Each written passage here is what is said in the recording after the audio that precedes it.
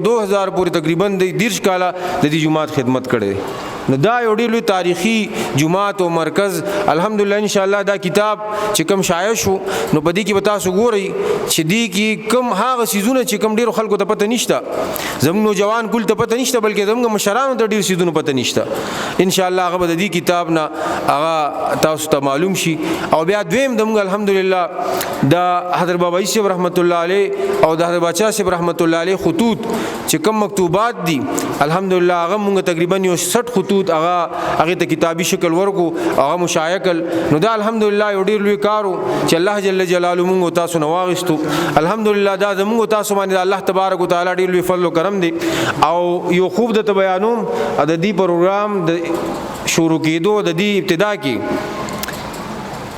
بیا به مخکې پروګرام وضو نو دین تاسو ته اندازو شي چې الله جل جلاله دې مجلس ته یو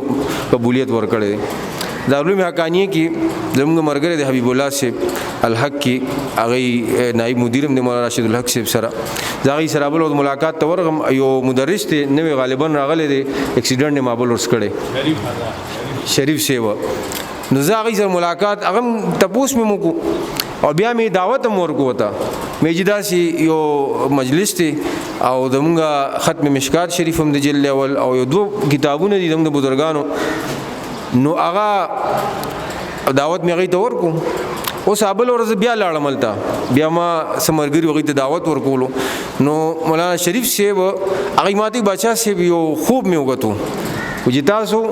ابل ورځ راغی او ماته مداوت راکو او چې بیا لاړی نو شپې جوړ شوم یو خوب مې وکړو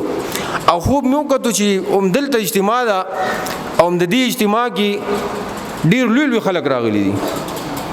ډیر لوی خلک راغلي دي او زه چې را پاسېدم سار ایما حبیب الله صاحب ته یې را دا خو واقعي یو تاریخي او یو ډیر لوی د بزرګانو مسکن دي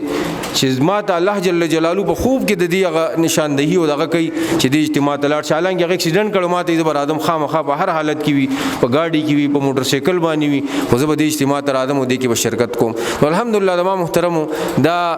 مونږه چې د خپل بزرګانو هغه نسبت ته وګورو د بابا صاحب رحمت الله علیه زندگی دا غي شب او روز دا غي تسکیه دا غي علوم دینیو سر ترویج او اشاعت الحمدلله او بیا رسول الله بچا صاحب رحمت الله علیه کوم خدمات دي د علوم دینیو په ترویج او اشاعت کې په درس او تدریس کې په تصنیف او تالیف کې الحمدلله تمام محترم هغه اظهر من الشمس دي دنیا ګډ ګډ تا الحمدلله تاسو وګورئ دا یو تاریخي چې هر یو واقعي کې یو تاریخ دی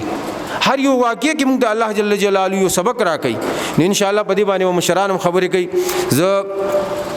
اوس د دې مجلس زمونږه ملما او ډیر مخکې تشریف راړو زمو مشر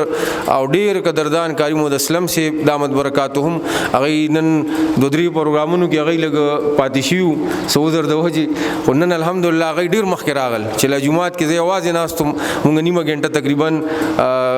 خغب شپوله ګولو نو الحمدلله هغه راغلي دي زاغي ته خواص کوم چې دل تراشي او تاسو په وړاندې خپل زرین خیالات او اظهار وکي جناب کاری محمد اسلم سے